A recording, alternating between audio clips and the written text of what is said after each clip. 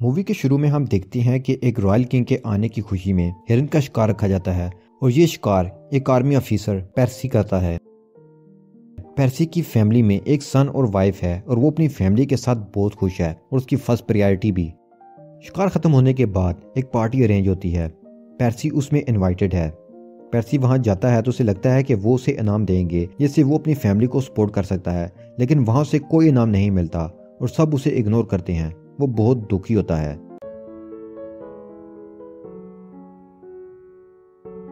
फिर next scene में हम देखते हैं कि पेर्सी को रॉयल जियोग्राफिकल सोसाइटी के ऑफिस में भेजा जाता है। वहां के ऑफिसर उसे बताते हैं कि दो कंट्रीज में वार होने वाली है और इन दोनों कंट्रीज के दरमियान अमेज़न का फॉरेस्ट है। ब्रिटिश गवर्नमेंट ने हमें इस मसले के हल के लिए बुलाया है।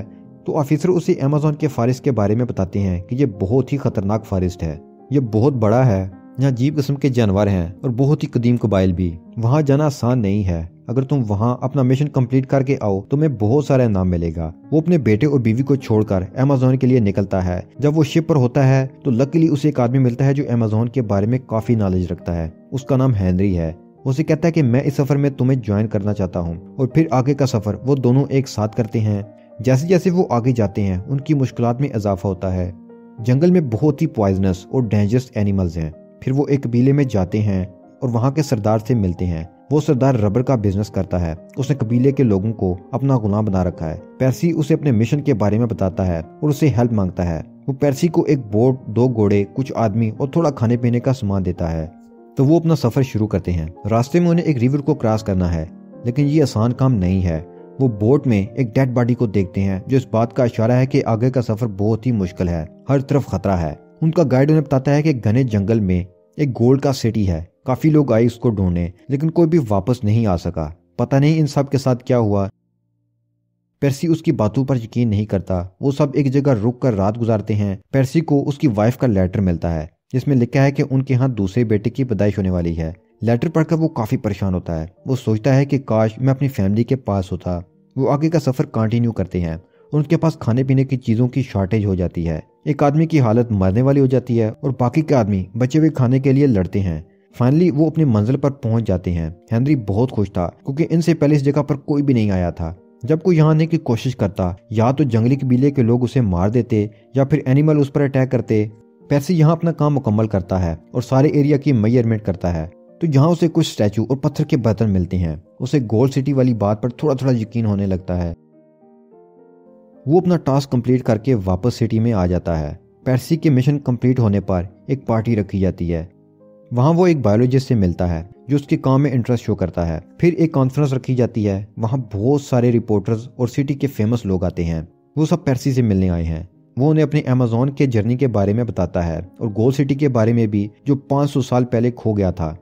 वो पेर्सी की बातों पर यकीन नहीं रखते कि ऐसा कोई भी सिटी एग्जिस्ट नहीं करता। वो बिना किसी सबूत के उसकी बात पर यकीन करते भी तो कैसे।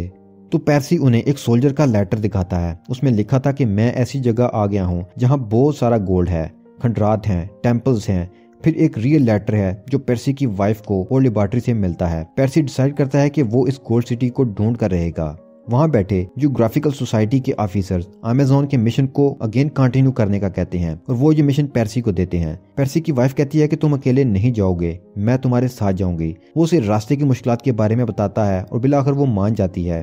पेर्सी जो कि अपनी फैमिली को प्रेफर करता था, लेकिन उसे अपनी फैमिली को छोड़कर जाना पड़ा। पेर्सी अगेन अपने साथियों के साथ अमेज़न के सफर पर निकल पड़ता है। अब पीछे उसकी वाइफ ही थी जो उसकी फैमिली उसके घर को संभाल रही है। उसे तो रास्ते के बारे में सब पता होता है, लेकिन उसका साथी हिम्मत हार जाता है। कबीले के लोग मरे हुए आदमी को कुक करके खा रहे हैं। ये देखकर पेर्सी का साथी डर जाता है। वो वापस जाने की जिद करता है। पेर्सी को उस पर बहुत ही गुस्सा आता है। वो काफी बीमार हो जाता है। वो वापस जाने की जिद करता है तो पेर्सी उसे एक घोड़ा और कुछ खाने का सामान देकर वापस भेज देता है। वो कबीले के सरदार से गोल्ड सिटी के बारे में पूछता है। वो कहता है कि हम इस बारे में नहीं जानते। ये रिवर क्रॉस करके आगे एक और कबीला आएगा, तुम उनसे पूछना, शायद उन्हें कुछ मालूम हो। पेर्सी जब रिवर क्रॉस करके आगे जाता है तो उसे बहुत ही अजीब चीजें नजर आती हैं, लेकिन वहां कोई इंसान नहीं होता। रोड खाली होती है और आगे जाने का रास्ता भी बंद है। पेर्सी और उसका साथी दुखी हो जाते हैं कि इतना मुश्किल सफर करके वो यहाँ तक पहुंचे और खाली हाथ वापस जा रहे हैं। फिर वो अपने सिटी वापस आ जाते हैं। पेर्सी अपनी फैमिली के पास आ जाता है और बहुत खुश होता है। जियोग्राफिकल सोसाइटी वाले उसे बुलाते हैं। मीटिंग में पेर्सी का साथी उस पर ब्लेम करता है कि पेर्सी ने उसे खाने का सामान दिए बगैर मरने के लिए वापस भेज दिया। वो उसे ये भी कहता है कि पेर्सी, इस बात पर यकीन कर लो, इस हकीकत को एक्सेप्ट कर लो कि वहाँ कोई भी गोल्ड सिटी नहीं है। और वो उसे माफ़ी मांगने का कहता है, लेकिन वो माफ़ी नहीं मांगता और जियोग्राफिकल सोसाइटी को रिजाइन देकर दोबारा से आर्मी ज्वाइन कर लेता है। अब हम देखते हैं कि वार शुरू हो चुकी है। वार के दौरान वो एक लेडी से मिलता है जो फ्यूचर बताती है। वो कहती है कि तुम किसी चीज को ढूंढ रहे हो और तुम उसके करीब पहुंच चुके हो। अगर तुमने अपनी तलाश जारी रखी तो एक दिन तुम उस तक पहुंच ही जाओगे। वार के दौरान ब्लास्ट होता है और पेर्सी ब्लाइंड हो जाता है। आर्मी उसे प्रमोशन भी देती है। पेर्सी की वाइफ उसका बहुत ही ख्याल रखती है। हम देखते हैं कि उसके बेटे को उसे कंप्लेन होती है कि उसने उनका ख्याल नहीं रखा, उन्हें प्यार नहीं किया और अपने काम को टाइम दिया। अब हम देखते हैं कि पेर्सी ठीक हो चुका है। आर्मी से रिटायर होने के बाद वो कंट्री साइड अपनी फैमिली के साथ रहने लगा है। पेर्सी की गोल्ड सिटी वाली बात हर जगह पॉपुलर हो चुकी है। अमेरिका के लोग आर्मी और एयरक्राफ्ट लेकर कितनी बार उस जगह पर जा चुके हैं। फिर एक कंपनी पेर्सी को इस मिशन के लिए असाइन करती है। जियोग्राफिकल सोसाइटी के मेंबर भी पेर्सी के साथ थे। पेर्सी अपने बेटे से मिलने जाता है। वो अपने बेटे को कबीले का दिया हुआ एक नेकलेस देता है। उसका बेटा अब उसके साथ ठीक हो चुका है और वो अपने बाप के जुनून को समझने लगा है और वो जिद करता है कि मैं भी आपके साथ इस मिशन पर जाऊंगा। वो अपनी मदर को एग्री कर लेता है कि वो अपने फादर के साथ जाएगा। जब पेर्सी मिशन के लिए निकलता है तो वो कंपनी के ओनर को एक कंपास दिखाता है। वो कहता है कि अगर मैं लॉस्ट सिटी तक पहुंच गया तो ये कंपास मैं आपको भेज दूंगा। जब ये आप तक पहुंच गया तो समझ जाना मैंने लॉस्ट सिटी को ढूंढ लिया। पेर्सी और इसका बेटा 3 साल से अपना सफर जारी रखे हुए हैं। एक कबीले वाले उन पर अटैक करते हैं। इसी दौरान वो अपनी वाइफ को लेटर लिखता है कि वो ठीक हैं। अब हम देखते हैं कि एक और कबीला इनको घेर लेता है। वो अपने सरदार के पास ले जाते हैं। पेर्सी उन्हें अपने बारे में सब बताता है। फिर रात को वो दोनों को एक और जगह पर ले जाते हैं और कुछ पीने को देते हैं।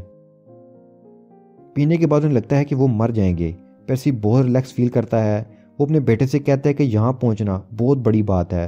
वो इन दोनों को बेहोश करके अपने साथ ले जाते हैं। इस तरह काफ़ी साल गुजर जाते हैं और इन दोनों की कोई खबर नहीं आती। पेर्सी की वाइफ काफ़ी परेशान होती है। वो कंपनी के ओनर के पास जाती है और कहती है कि इन दोनों को ढूंढने का मिशन जारी रखें। वो कहती है कि मुझे फील होता है कि वो दोनों एक कबीले के साथ रह रहे हैं। पेर्सी की वाइफ ओनर को कंपास दिखाती है जो पेर्सी ने जाने से पहले ओनर को दिखाया था। पेर्सी ने कहा था कि अगर ये कंपास वापस मिल गया तो समझ आना मैंने लॉस्ट सिटी ऑफ गोल्ड को ढूंढ लिया है। ओनर कहता है कि पेर्सी ने लॉस्ट सिटी ऑफ गोल्ड ढूंढ लिया है। वो इन दोनों की तलाश जारी रखता है लेकिन इनको कोई खबर नहीं मिलती।